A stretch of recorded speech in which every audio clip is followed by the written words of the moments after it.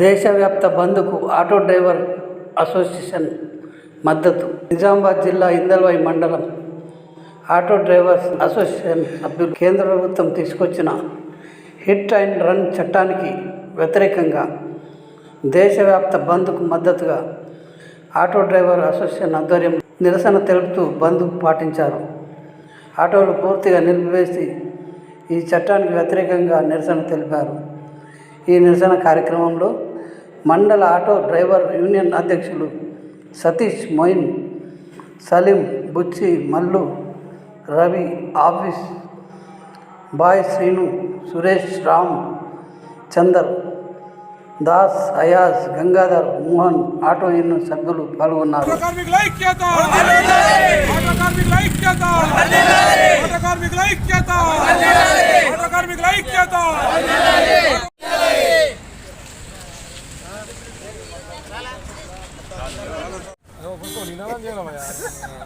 Auto కార్మికుల ఐక్యత, auto కార్మికుల ఐక్యత. ఈరోజు ఇందల్వాయి మండలంలోని శ్రీకృష్ణ ఆటో యూనియన్ వారి ఆధ్వర్యంలో ఆటో బంద్ కార్యక్రమం ప్రశాంతంగా జరిగింది.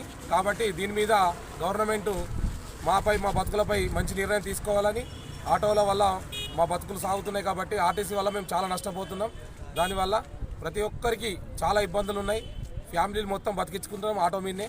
కాబట్టి దీని మీద మాకు తగిన న్యాయం చేసి ఆటో వాళ్ళపై చిన్న చూపు చూడకుండా పెద్ద మనసు వేసుకొని మాకు తగిన న్యాయం చేయాలని కోరుచున్నాం.